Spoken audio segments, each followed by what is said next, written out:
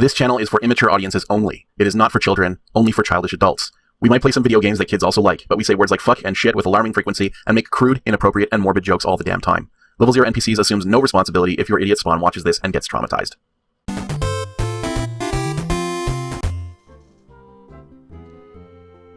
Luke and I just jamming out to the music. Yeah. I have confirmed that there are absolutely flags to read. I'm excited to learn stuff. Yeah, me too. I'm actually enjoying it. We're in a museum. We should be learning things. Did you up the music volume, or did Skype just make some baffling decisions about audio balance? No, after I entered the tapestry and came back, the game music got louder. Huh. Yeah. Actually, what I may just do is lower the volume again. There we go. Yeah, that's much more comfortable. Yeah, so apparently that was just a glitch in the game. The fact that the game volume, or the music, was so quiet. I will say, like, pertaining to Matt's frustration about the armor, there is a thing in, like, there's so many, like, facts and minutiae and terminology about European armor specifically that you don't necessarily find in armor of, like, other cultures. Sure. Or at least not represented in museums like this. Yeah, I don't know if that would be accurate otherwise. Like, there's a lot of different stuff about, like, armor, I'm sure, of any culture. Back. The like, inflated importance of the minutiae of European armor and terminology could be a little annoying and stuff like this. Like, true. This is a room for old white people, like, right here. European armor also, like, encompasses armor and, like, or an ornamental armor fashion from, like, a dozen different countries who all had to do it slightly differently, you know? Also, there was it's not a totally inflated thing because armorers in Europe had a very different relationship with, like, metallurgy and shit like that. So, like, there's a reason why they have these sort of big shiny metal full plate things. And, yeah. Uh-oh. What is that sound? That is the sound of, I think, fire engines near my house. Oh, that's in the real world where you are. Oh, Yeah. all right. I guess. I guess. Fire engines. I guess emergencies happen. They sure It do. is. I always find that this weird feeling whenever I hear a siren, because when the siren is going off, it means something, like, urgent is happening. And I try to, like, swallow my frustration about how annoying it is. Like, someone is hurt. Something is on fire. Yes. And I'm just absolutely. overcome with the sense of, like, fuck everything about that sound. I mean, that is the hallmark of a good siren, right? Like, it should be disruptive. It should be uncomfortable. I mean, if it was just, like, smooth jazz, then you probably wouldn't feel a sense of urgency, right? Although I would love fire engines that just blared smooth jazz. I'm all about that. So Similarly, there's like a 1-to-1. If I can hear a helicopter and that sound is annoying me, it is literally a medical emergency. There's no other reason there would be a helicopter in this area. It's going to the hospital because someone is so sick or injured, it required, like, a marvel of technology to get them from A to B. they needed to go in a straight line. They need to just go as the fucking crow flies. And all I can think is, like, oh, that sound is so annoying. Today was a day of many sirens for me because they were doing fire alarm testing in my building today. So Another solid example of a deeply, deeply annoying, important thing. Yeah, my cat was not happy about it. No, I can't imagine so. Fortunately, in my unit, there is a turn off that fucking alarm button near my front door, so I was able to turn off the alarm that was blaring inside my unit. can still hear it from the hallway. I remember in Charlottetown, one of the other tenants in the building where I was staying pulled the fire alarm. And we all had to... They pulled the fire alarm and stood outside and, like, picked a fight with the firefighters when they arrived. Why? It's because... So, not everyone has the same kind of terrible experiences that I did with Charlottetown, but I'll never fucking go back there. I don't hate it as much as I hated Moncton. There were a few cool people around, but, like, that experience of, like, some asshole in your building drunkenly pulling the fire alarm and then hanging out to fight with the firefighters when they arrived is so deeply crazy, but also just quintessentially Charlottetown. I don't understand why you would be, like, cruising for a fight against the fire department. I don't know. Do they have a beef with the fire department, or are they just looking for a fight and found a convenient summon a battle button? It's truly like that person was a Grand Theft Auto character, right? Just like that's how they lived their life. Because I'm just standing outside in the damp cold waiting to go back into my apartment while the people who pulled the fire alarm are waiting to accost and harass the firemen when they arrive to confirm that there is no fire. Right, yeah. Yeah. That sounds like a nightmare. It's truly chaotic behavior. It's not cool. I don't like it. Well, so Matt's going to be a little disappointed because absolutely clicking on these flags brings up different text. It's so not. Here we go. I don't think little covers it all the way. A heraldic flag of the late 12th century decorated with a fleur-de-lis. Oh, that's not bad. Those are little... Oh. Flags existed well before the development of heraldry, but by the time that heraldry was becoming systematized, some flags were so large that they were mounted on wagons in order to be displayed and transported. The banner of the Marquess of Stafford.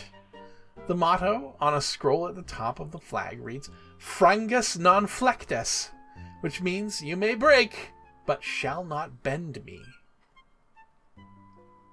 Can you do me a favor? Can you sing every one of these? I can attempt to. That'd be great. The I think that Marquess might of Stafford was considered a very stubborn and inflexible person. Oh, perfect. This is much better. Okay. The banner of the Earl of Roslin, who placed the following Latin motto over his family crest, Illesso lumine solum, which means view with sight unhurt the meridian sun. Oh. After he wrote the motto for his banner, the Earl of Roslin went blind from staring at the sun too much. Oh my god. Fun for Algernon's gonna have so much. It's gonna love this. Go, keep going. The banner of the Viscount Maynard. While some mottos were battle cries or expressions of loyalty, others referred to a badge, device, or crest associated with the bearer's family. You know, the motto on this flag is Manus Justa Nardus, which means the just hand is like a precious ointment. This is a reference to the hand appearing in their coat of arms, as well as to their family name. It's a real Gilbert and Sullivan thing you know what? happening here. You know what it is exactly like? It's exactly like the narrator of a Lord of the Rings audiobook hitting one of the singing segments and just kind of bluffing their way through it because there was never musical accompaniment to any of those songs. Look, I didn't say I was going to be good at this. No, I don't care. This is amazing. This makes it so much better.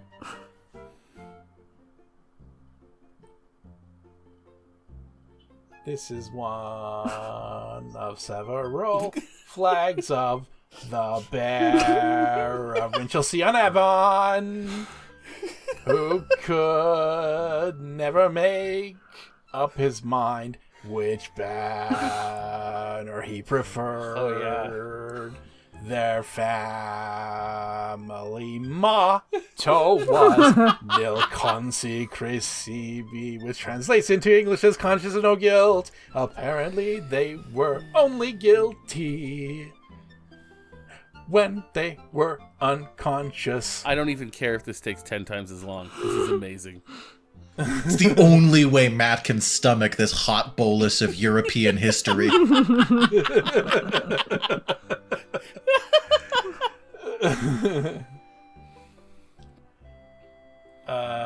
Shit. All right. It's hard with the music going not to just sing with the music or just Gilbert and Sullivan my way through it. It doesn't. There's it no doesn't wrong matter. answers here. This There's was no such an wrong insane request on Matt's behalf. Like, in my head, I wanted to Twinkle, Twinkle, Little Star, but I'm having trouble because I'm hearing the music at the same... Actually, wait a minute. I can take my earphones off for a second here. Oh, this is great. The striped heraldic banner... No, that's not working out. Twinkle, twinkle, little star, how I wonder what you are. This striped heraldic banner belonged to the hors d'oeuvres, the French baron of beef. His family motto on the upper part of his banner was hors de combat, which means that sounded fierce, actually meant out of the battle. This was not a family known for its fierce warriors, although it did produce several excellent interior designers. Oh, yeah. Yeah. Yeah. See, it's ones like this that really do make you wonder how many of these are made up. I don't think we're learning anything. I think interior design is a more valuable contribution than warrior. Mm.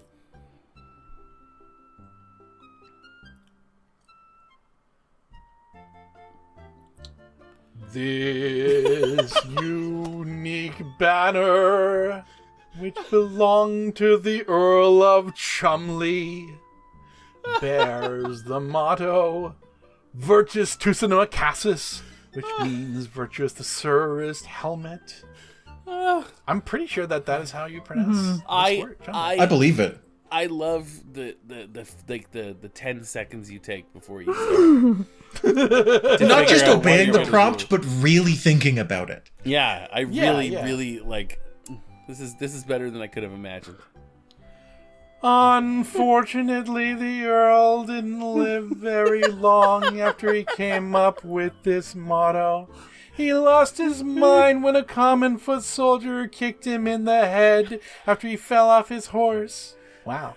He was wearing full plate armor, except for his helmet. What a bummer. His friends had warned him about not wearing a helmet.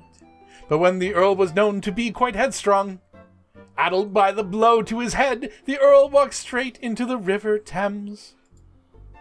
Since plate armor doesn't float very well, the Earl of Chumley immediately sank to the bottom of the river and was never seen again. In fact, he's probably still there. I loved everything about that story. Refusing to wear a helmet because virtue's the true helmet, and then getting kicked to death by a foot soldier. Love it. Love it.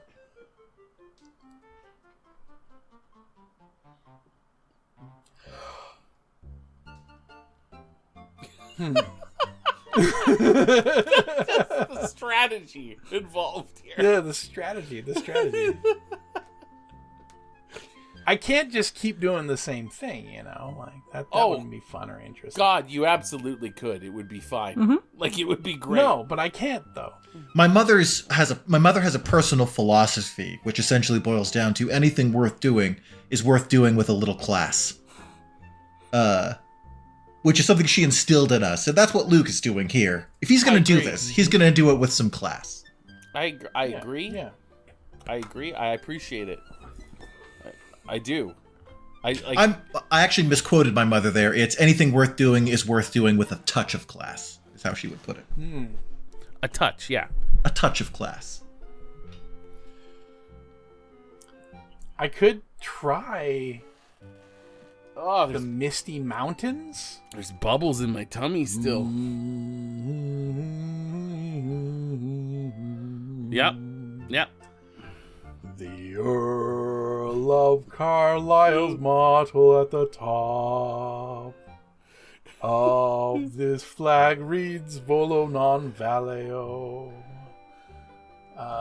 Shit, how does that go?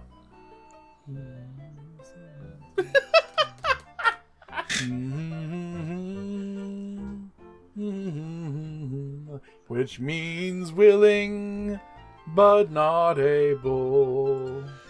For viewers, does this section feel like a weird dream to you? Because it feels like a weird dream to me. Now, can you do the Misty Mountain song from the 1977 version of The Hobbit? I don't know it off the top of my head.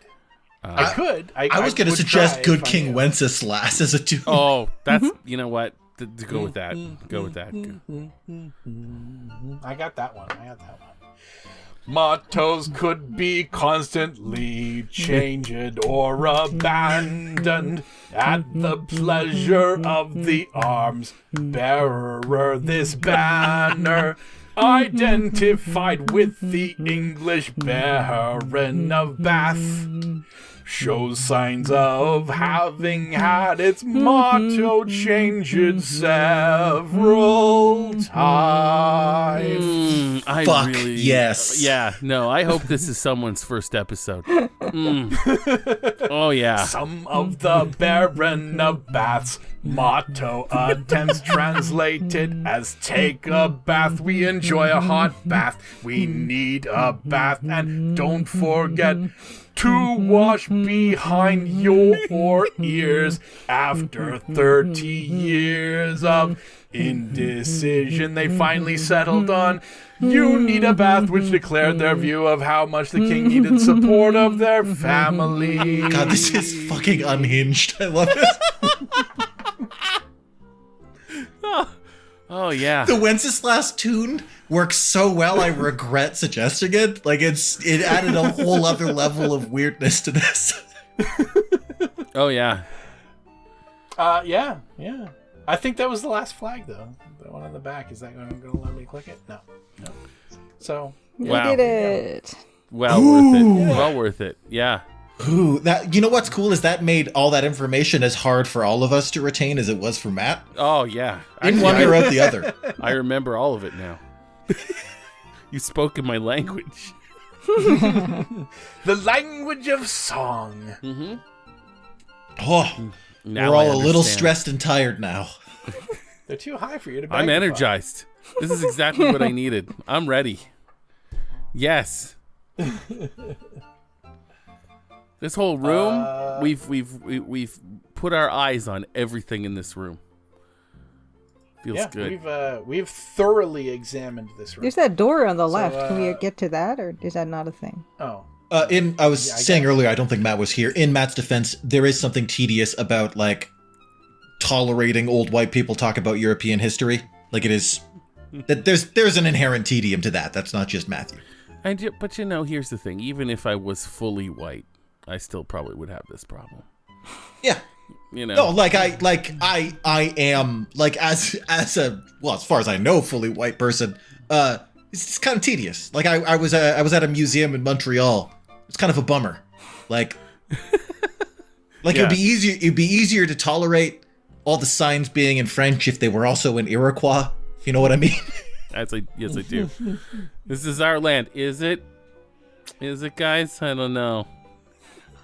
Like, just museums dedicated to the recent history of white people in Montreal. Oh, okay. Why do we get a smaller version of this? Now we're in the back quarter of the room. Chalcy armor circa 1400. This specimen is unique since surviving examples of 14th century armor are quite rare. It seems to be guarding the door. Ooh. Luke channeling his inner C-3PO for this one. Maximilian armor from Germany circa 1514. Very impressive. Very impressive. The armor of Anne de Montmorency, Constable of France, won at the Battle of Saint Quentin in 1576. We saw this Yeah. one already. Oh. Let's go examine this door. It's an unmarked wood door with faded flecks of white paint on it. The doorknob is locked. The door is locked. When you touch the doorknob, you get a heavy coating of dust all over the palm of your hand. Oh, dear. That sounds like a clue of sorts. On close inspection of the door, you see 2 heavily faded words that were painted on the door at eye level. Although some of the letters of the words are totally unreadable, EMIYESOY.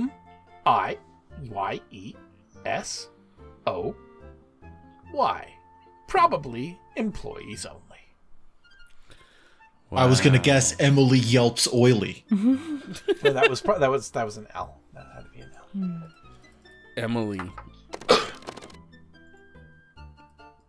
And she really does yelp oily.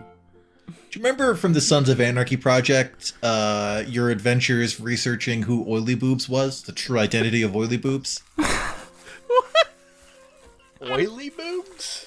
There was a smut poster on the wall of like one of the young motorcycle enthusiasts' rooms, and it was this sort of large-breasted, oiled-up individual, and after one day we got like I think actually it was just Matt. I can't even take credit for any of it. Matt got fed up with not knowing who it was and researched who the model was in the poster, who we had just been referring to as Oily Boobs. I don't remember this, but this is exactly something I would do. Yes. You would improvise so many songs about Oily Boobs.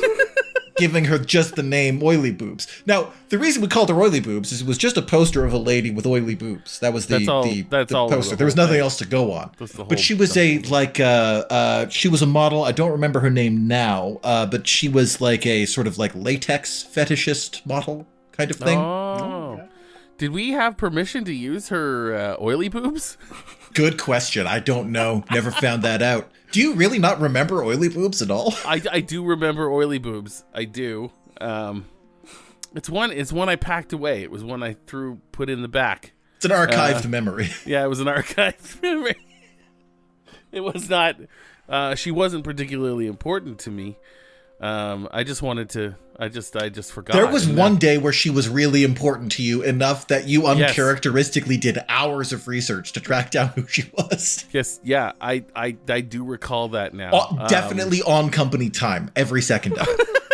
You did nothing that entire workday except figure out who she was. I remember.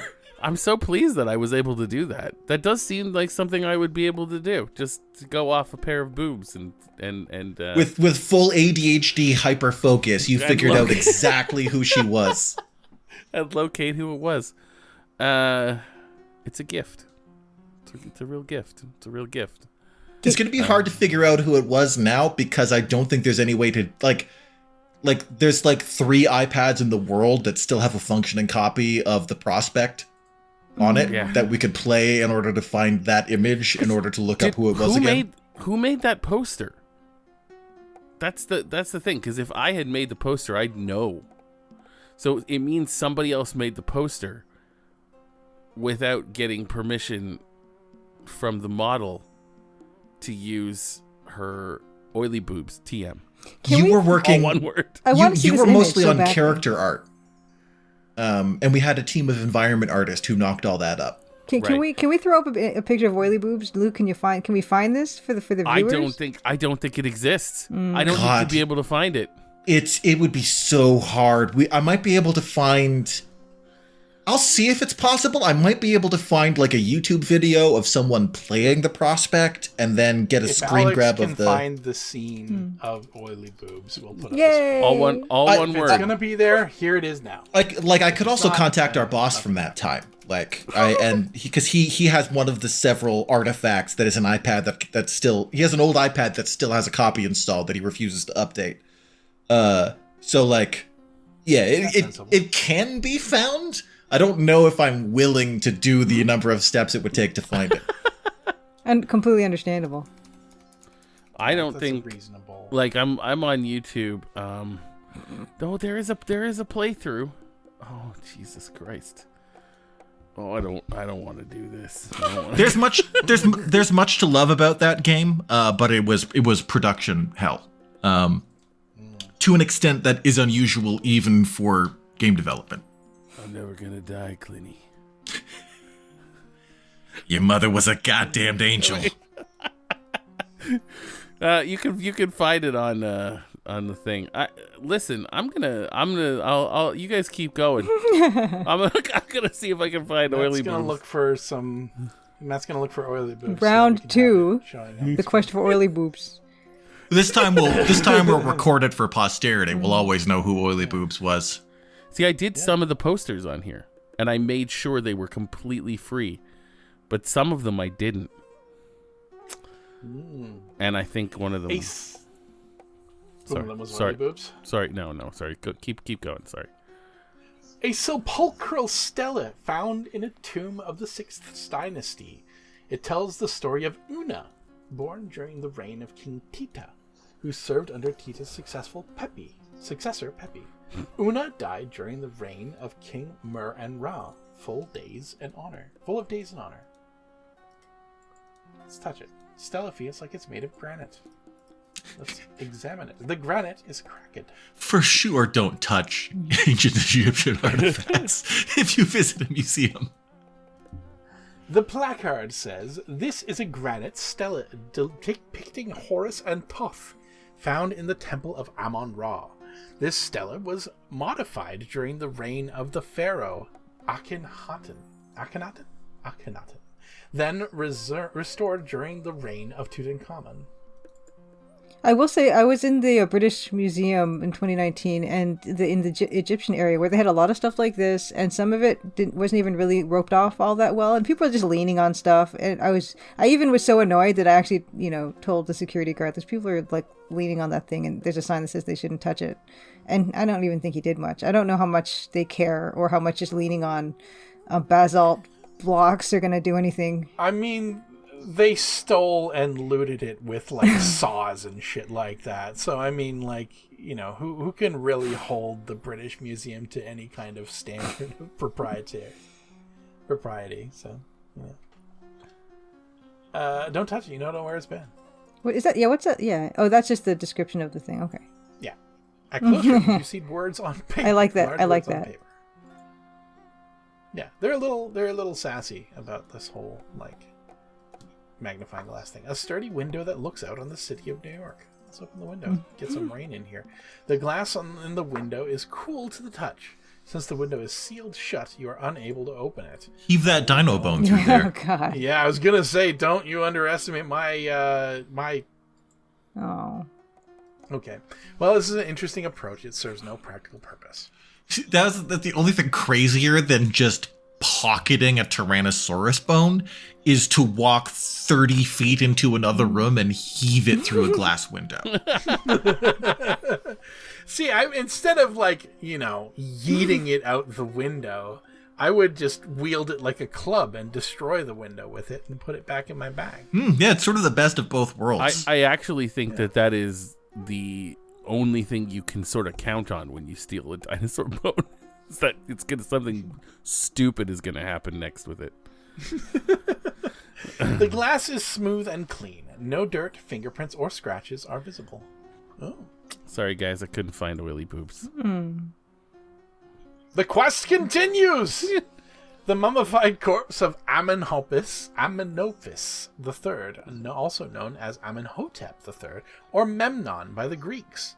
He built large temples to Amon Ra, both at Karnak and at Luxor. He's hot. In the 5th year of his reign, Amenhotep marched into Nubia to quell a mighty rebellion. He also ruled over the Mesopotamians, since his kingdom was quite large. We also know that Amenhotep was a mighty hunter who slew 102 lions during the first 10 years of his reign in his spare time. Now he's dead. It's so hot. Look at him. That's a lot of lions to kill. I mean, he was a fucking pharaoh. They rounded them up for him. Yeah. You touched the glass case, leaving a smudged fingerprint. We're leaving our fingerprints all over the place. You closely examine the glass case, revealing the scratches caused by a few clumsy tourists, but nothing else of interest. Smash it! Hit it with the bone. Well, this is an interesting approach to serve no practical purpose. I feel like they're not going to let me hit things with the bone. Take his ear. Take his ear! A little quick Googling suggests that we do have a lot of fossil specimens of Tyrannosaurus, including some like near complete ones. Still don't steal them. They're still pretty important.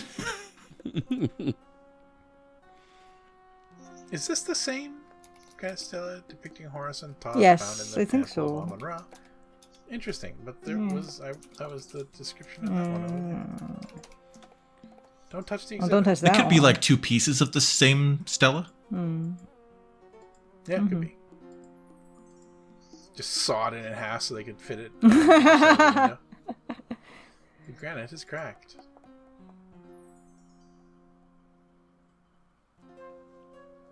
A close look at the pyramid shows the grainy texture of limestone, which you find highly educational. I've always found limestone to be educational. This pyramid is a model of the Great Pyramid of Cheops, or Shouldn't it be this model of this model is a no, never mind. This is a model of the pyramid of Cheops. Yeah. Originally, the entire surface of the pyramid was covered with smooth, polished limestone. This covering has worn away over time to reveal the stepped surface we see now.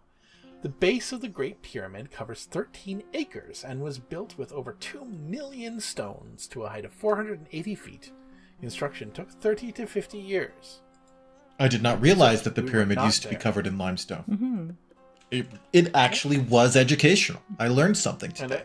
And a giant gold cap at the very top, I believe. That was looted eventually. In a clever attempt at realism, the pyramid is constructed of limestone. The surface feels rough when you touch it. No, it ain't happening. It looks remarkably like a glass case in the shape of a pyramid. A small card informs you that this case contained the famous Dagger of Amon Ra, which is now missing. We spotted that dagger that was different from the others in the gift shop. Goodness. Oops. Goodness. Evidence. Destroyed. Congratulations, you've cracked the case of the Dagger of Amon Ra. That's the best. It's the best. Okay. That's good. That's fine. That's fine. That's lovely. Save. Yeah, guys, can't find. It must not be a failure state because we're still here. The security guard didn't come in and shoot us. I think the only way to find oily boobs, by the way, sorry, I'm still on that, is to get the game. And you can't. You can't download it anymore. Wow. You need the game in your hands. We could maybe get in touch with someone on the environment artist team. I honestly forget most of the people who worked on that project. Let me talk to Skylar. Skylar might know. He's the one that we're still friends with. Yeah. Yeah. I'll talk to Skylar. This is good. We're gonna crack the case. Just like we did here. Looks aren't everything. Why make me walk all the way over to that to give me a generic ass fucking answer when I'm okay? Can I use this? Ooh. Well, what does that mean? There's a narrow red footprint from a woman's high-heeled shoe on the floor. It's a footprint. Okay, so I can't pick it up. Don't touch that footprint. You could smear it and ruin the evidence. Evidence? Evidence of what? Not like when you shattered that display case of the stolen artifact. Can you And magnify took a it? dinosaur look bone. At the magnifying. Oh yeah, that's a good question. That's a good idea. Okay. Apparently, the shoe's owner stepped in some of the blood. It apparently belongs to a Dainty foot. I wanted to make Dainty foot. Dainty echo foot. with I like you. it. I like it. No. An inner mummy coffin, which was contained in the exterior mummy coffin to the left. Identified from the cartouches on both coffins, the occupant was probably Hatshepsut, the female pharaoh, daughter of Thothmes I. Hatshepsut built the magnificent tomb temple at Deir el-Bahri and ruled for 20 years with her lover Senmut.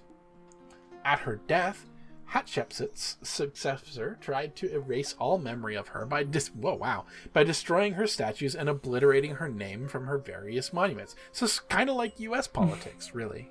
Only by like ancient Egyptian standards, that would have been like spiritual assassination. It's kind of an unthinkable thing to do to a fellow human being. Yeah, that's pretty crazy. Let's look at the next tier up of her mummy matryoshka doll here. An outer mummy coffin whose cartouches identify the occupant as Hatshepsut, the female pharaoh, daughter of Thothmes I. The inner coffin is located to the right of this one. Puppet History has an excellent episode on Hatshepsut. Nice. A mummy coffin built during the 19th dynasty. Inside and outside, both coffin and cover are decorated with large figures of gods, vignettes, and inscriptions from the Book of the Dead, as well as emblems and decorations painted in bright colors. Time to touch the coffins. Oh, for sure, don't do that. Oh, yeah. The previous occupant seems to have vacated this month. Can we magnify Can we seal them? ourselves in there and get stuck? That'd be great. Can we examine them for scratches? Oh, the insides, yeah. The mummy case is sealed shut and has remained for over 2,000 years. Take the crowbar out of your inventory. A close look reveals brightly painted scenes of the deceased playing a board game with Amon Ra, water skiing with the goddess Sekhmet, and drinking at a tavern with Thoth, the god of wisdom. In essence, these painted scenes serve the purpose of candid family photos, even though they never actually happened. Armed with these snapshots, the deceased could try and con his way safely through the underworld to meet the gods themselves. Usually, the gods had good memories and would never remember meeting the deceased, whose soul would then die of embarrassment. Wow. Mm-hmm. Okay, yeah, no change. Alright, well, how about this one? Don't step on the heel print.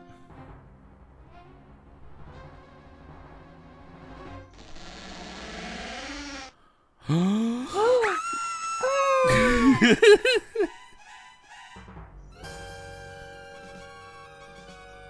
that's not good. Dr. Carter's flesh is looking rather pale, as if he's not feeling well. Perhaps it's because he's lost a lot of blood. A red fluid appears to be leaking out of Dr. Carter's chest wound. Dr. Carter seems to have suffered a severe trauma to his chest area. There's a slight bulge in Pippin's jacket, as if he's carrying something in an inside pocket. When you reach into Pippin's tuxedo jacket, you find a notepad in his inner pocket. A notepad made of good quality paper.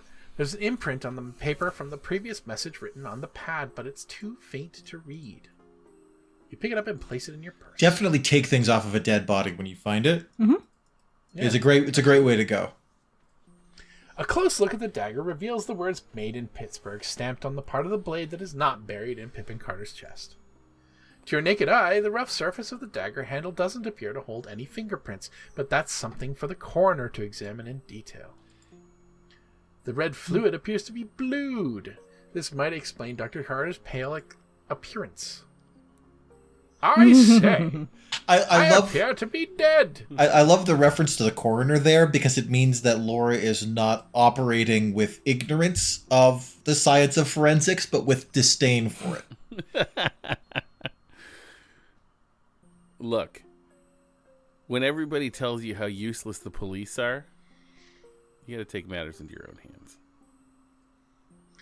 The pupil is very small, which is either a reaction to a bright light or to a sudden shock of some kind. A close look reveals that Pippin kept his ears very clean. Wow, they're letting me really I love it. use the... Really examine this guy. He's just a specimen. There are no signs of scratches or bruises on his flesh. This could mean that the murderer, assuming this wasn't a suicide, knew Dr. Carter well enough to get close and stab him without arousing any suspicion. Or it could just mean that Dr. Carter was completely taken by surprise when someone assaulted him from the shadows. That is a classy suicide, though, to seal yourself in a sarcophagus and stab yourself with a ritual dagger. Yo, yeah. And I guess you could use the weight of the sarcophagus lid to push the dagger in. You'd have to really commit to that death. Yeah. That's not the sort of thing you want to Check his mouth. Yeah, for a severed finger or a gold doubloon. Clicked, yeah.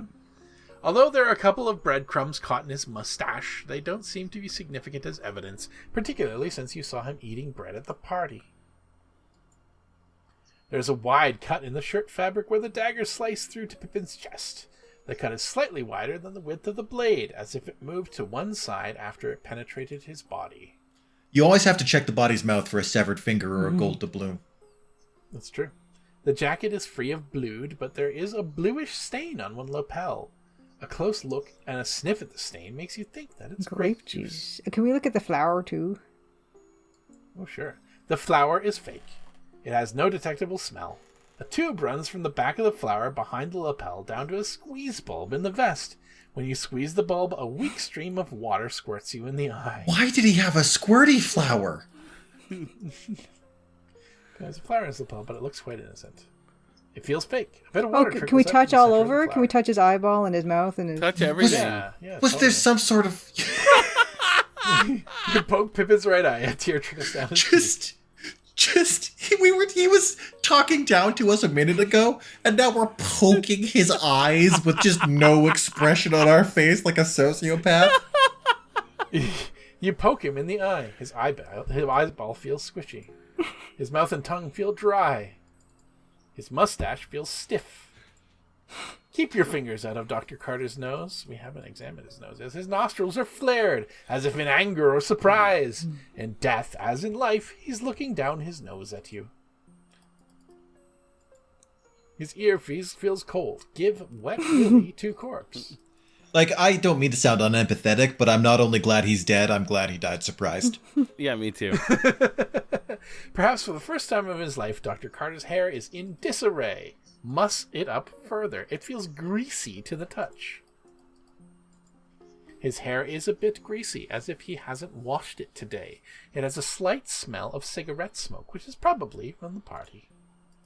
To stab a guy and then just, like, pirouette him into a sarcophagus that quickly? I don't know if I want to fuck with whoever the killer is.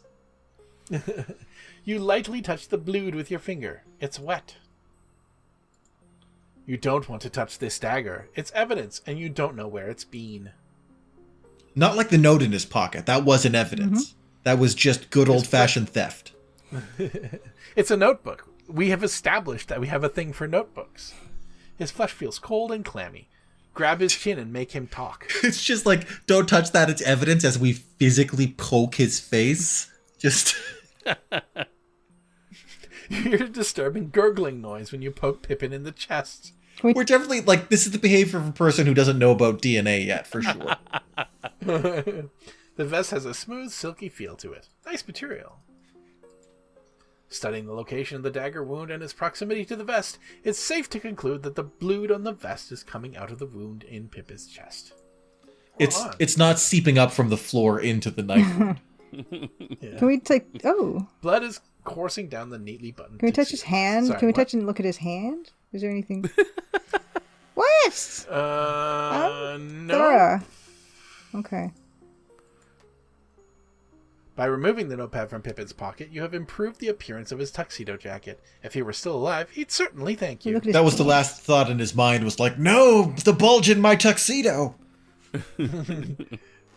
I'm going to look awful as a corpse. Pippin's pants are neatly pressed, but there are streaks of blood and a damp stain. Oh. That would be highly improper, Laura. From the smell of the damp stain, it appears that Dr. Carter was quite surprised by the stabbing. Good. I'm I mean, glad that he also pissed died. himself and died.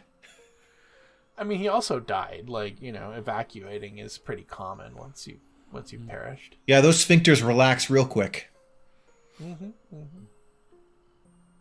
Well, time to shut that up. Don't touch it. You don't know where it's been. Yes, I do. Can we ask him about our father? So we have to go around and tell someone that we fucked around with a sarcophagus and found a body? Like, I was fucking around with the exhibits. Don't get mad, but I was opening stuff, and there was a corpse inside this one. I was But not the manhandling your normal priceless corpse. artifacts. Questions are a burden to others, answers are a burden to yourself. In other words, you get no response. oh.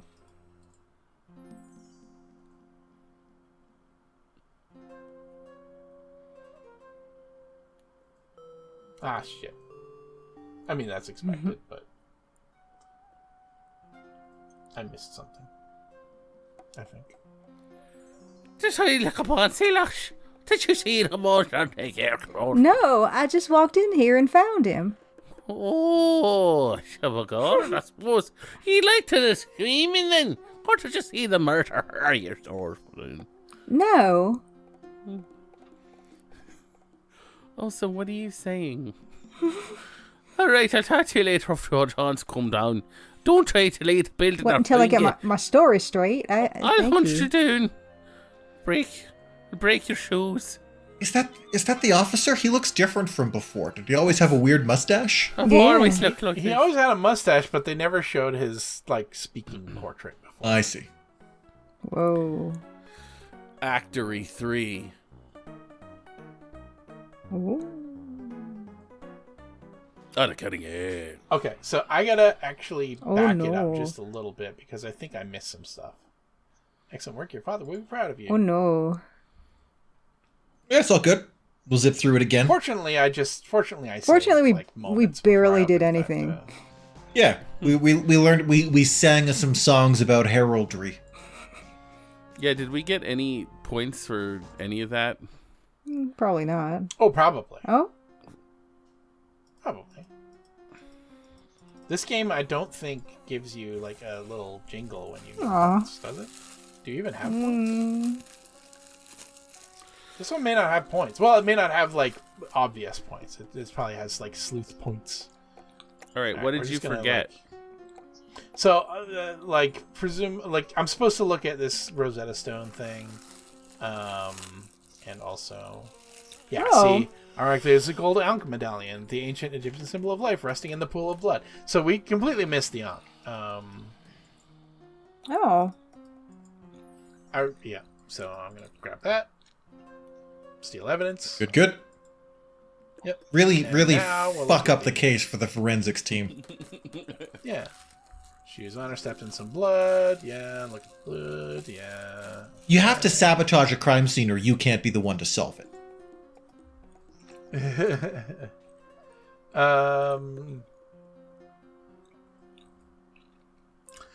The card identifies the slab of black basalt as the Rosetta Stone. Hieroglyphs and letters from the English alphabet are clearly engraved on the stone. Really? Were there English alphabet No. carved into the Rosetta Stone?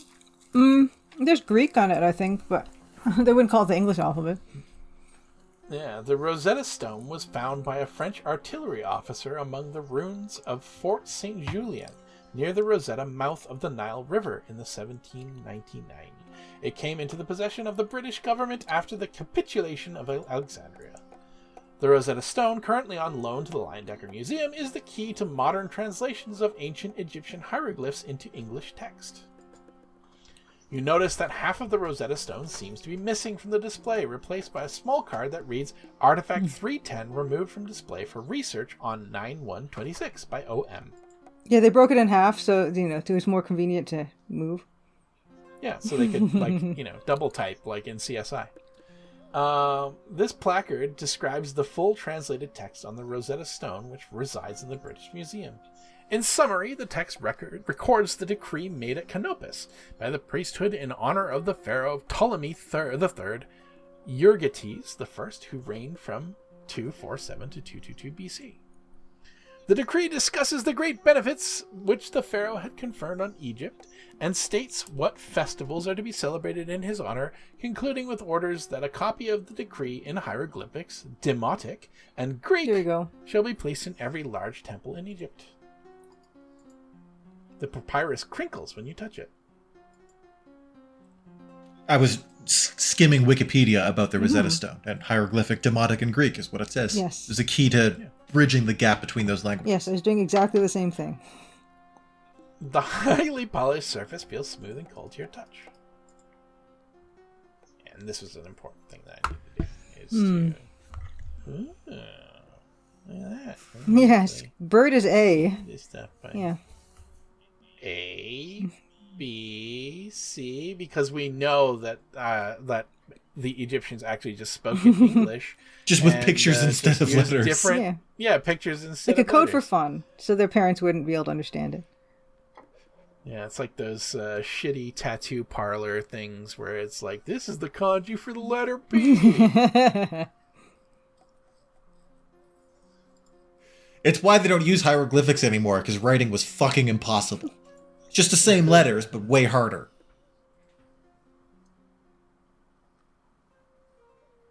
I like it. It looks like a sweet potato.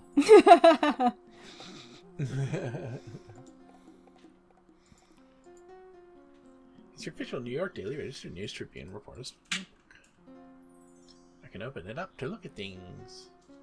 Oh my gosh. See?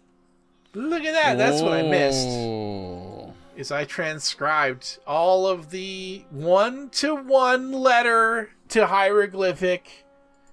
That kind of rules, though, that Laura would take the notes for you, rather than making you, the player, That write is down the kind notes. of them, yeah. That rocks. I love that. Hieroglyphs. Okay. Blued. The mummy coffin is made of gilded wood, painted with bright, colorful scenes of Hatshepsut's life. Okay, let's just. I'm not gonna read the text, but I am just gonna click through these like I did before. Yeah, get them notebook and touch his flower. Yeah. Touch his eyeballs. And stick your finger in his Yeah, mouth. yeah, exactly. Yep. Yeah, we don't want to lose points for not poking him once in each eye. That's how we got excellent work.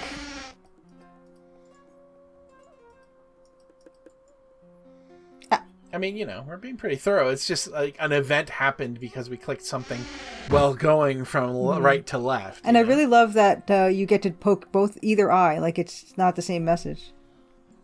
Yeah, I actually do appreciate that greatly. I also like that we poke one of the eyes hard enough to dislodge a tear from a corpse. That's pretty good. Like, we're really getting a squelch to make sure that he's dead. I mean, you know, that's if he was still alive and just joshing, then you know we would know that way. Some good I art. love the music. Yeah, and the music is It's, amazing. the art is so the art is next level. So good. Yeah. This was on the back of the box. Yes, it was. That's because they knew it's some of the best art. They knew. They did. You know, he was right about this being the greatest discovery of his career. Yep. Because he's never going to have another one. Good. Yeah, I'm glad. So I guess. Oh, I didn't read that. Oh. No cavities in his teeth. The tongue is arched as if to say "Erk." You're not sure if the gaping mouth means he was trying to scream or that rigor mortis is setting in, stretching his face muscles. However, he has only been here a short time. Pippin isn't breathing, but you detect the smell of garlic on his breath. It isn't a pleasant smell. I told you to examine his mouth, and you said yeah, and then you went on to. I thought I did. I clicked it, and I think I clicked slightly low or something. Oh, that could be it. That could be it. Doesn't matter. He's dead. Yeah, I totally did. He's dead. Doesn't matter. He's dead. Fuck him. All right. I mean, probably shouldn't. That's frowned upon. He Don't forget to poke each of his corpse eyes. is so dead. Poke him everywhere. Put your finger inside of him. Just going up to this corpse and just fully Helen Kellering it. Just exploring his dead face with our hands.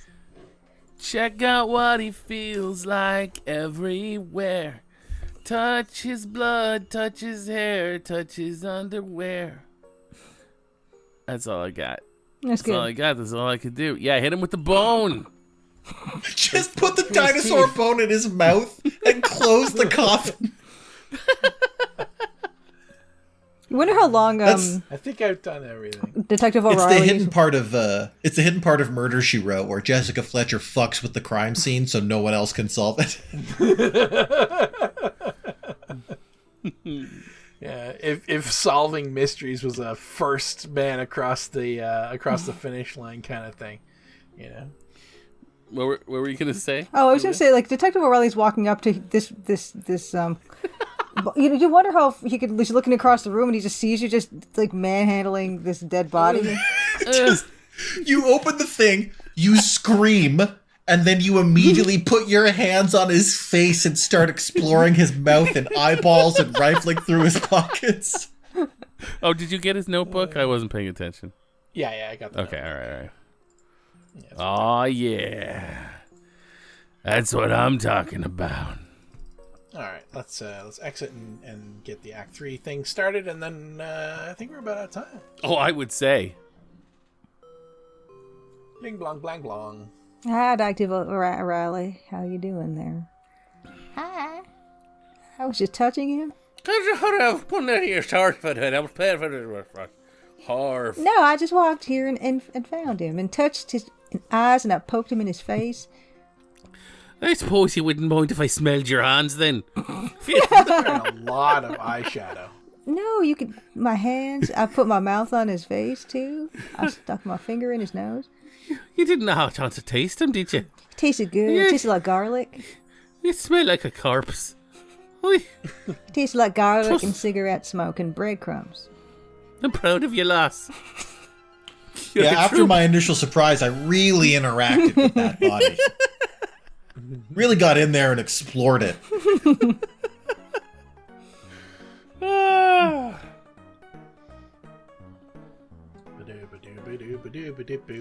Can I just say, Yeah. this game fucking rocks. It does.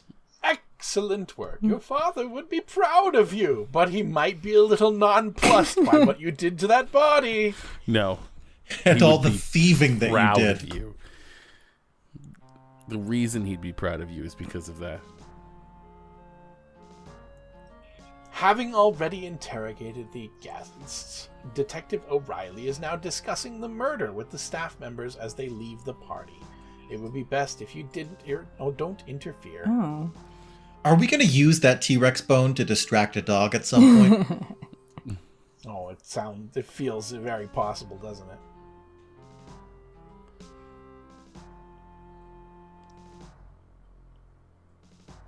You know, if you were at an event like this where people started getting picked off one by one like flies, it'd be a great opportunity to sneak in a murder of your own. That's true. You'd have to be pretty smart about it, though. Yeah, if you like, especially if you're Laura and you're solving the mystery anyway. Hey, Miss Bow, I'm Ernie Leach. Dr. Carrington told me you could stay a while and talk to the staff. We've got to lock the doors, so I came to find you when you're ready to leave. Dr. C also has a key, but, I don't want to bother him about that or whatever. Thank you, Mr. Leach. Matt doing a disservice to Mr. Ernie Leach over here. Just be careful where you go. Wolf will get upset if he finds you downstairs. What about this guy's face says dweeb to you, Matt? Okay, see you later. At first I thought you were doing a Hagrid thing. Did you manage to learn anything from your interviews, Detective O'Reilly? I don't have it about It's my job, sir. My head is intended to be bothered. This is an official murder investigation, Miss Bow. Do not be interfering. Oh, I don't mean to interfere. I just want to know what's going on. Any leads so far? Dr. Carter told us the result of someone sticking a gift shop to He looks like a human-cat hybrid. What he only need to know was killed by a tiger. Well, for one thing, who did it? Or like he's had a lot of botched plastic surgery. Someone who didn't like him, not some guess. Where's her voice? Kind of an Brilliant London deduction. look to him, yeah. And where's his notepad? And did he pee himself? Well, if you think you can do better, I'd like to say it's a dwarf. I can try. Dwarf. Durf. Well, man, we're a reporter. We can report in the paper that he pissed himself in fear. Oh, I've got the amateur. I may not be a detective, but I'm terribly clever. I've solved murders before. Just stay out of my way, lass. Not really. And don't destroy the evidence in the portfolio. Certainly not. Yardley. Yeah, our last murder mystery ended with us shooting someone. Yardley? Yardley, you. Yeah. Yeah? Yardley? Yeah. When even the reporter must try to find the truth. How have we fit? That's all. It's done. Hey, everybody. Thanks for sticking and staying up to this point. If you guys could continue doing that for the foreseeable future, we'd really appreciate it. We'll keep reminding you, but like,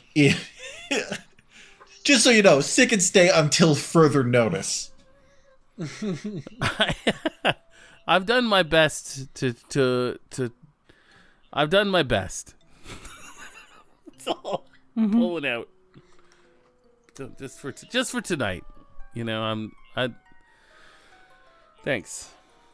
Really leveling that plane out. Matt. I'd rate my effort at a C- at best. Yeah, I know I didn't do my best. I actually see that now. It's too late. I sang tonight. I'm going to bed happy. Yeah.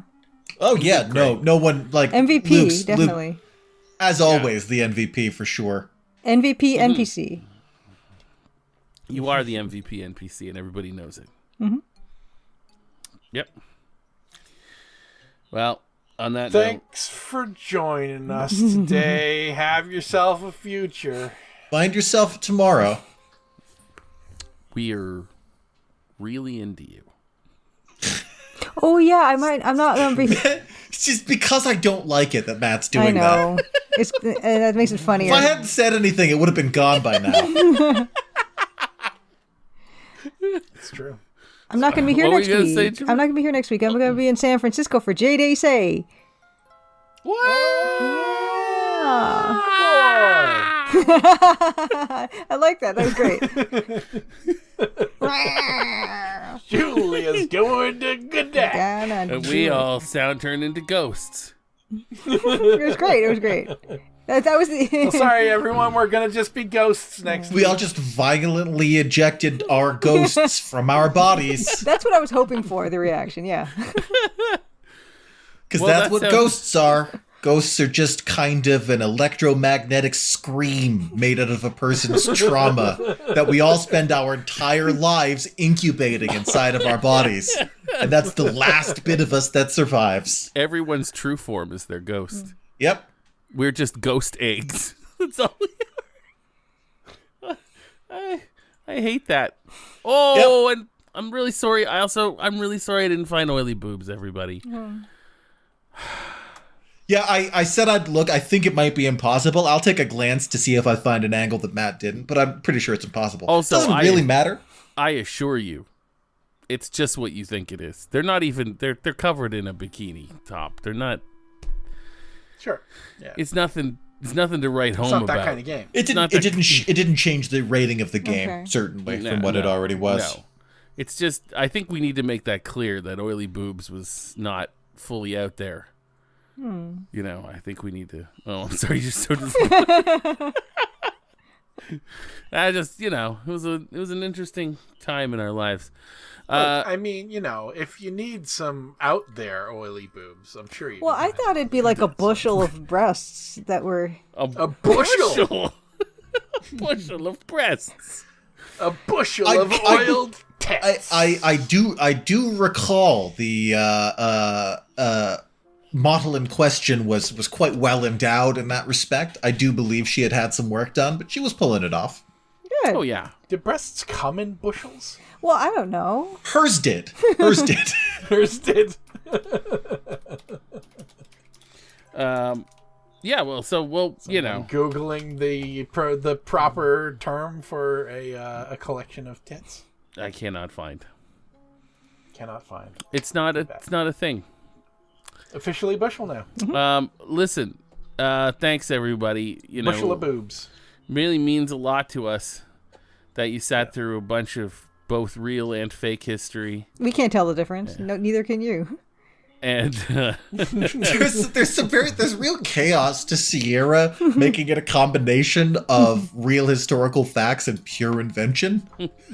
and That's then, a little wild now that I think of it. I appreciate that, really. But then sort of like a lot of talk about badgers and boobs. Yeah. You know? Oily boobs. Badgers and Boobs is it's the homebrew RPG system that I've been working on for some years now. I would play that. It's basically it's like a sort of it's based on a kind of like a Redwall setting, but way more sexual. No, I'm in. Okay, well, okay, so if you're not going to be here next week, let's just not do this. Aw. Actually, let me look at. Level 0 NPCs is canceled. Okay, wait. Let next me look at my week, schedule. everybody. Let me look at my GDC schedule. Do I have anything Thursday evening? No, we're not going to make Gonna record live. Well, from no, GDC. it's because we record. Okay, so wait, what time is this? So we start usually 9 p.m. Eastern.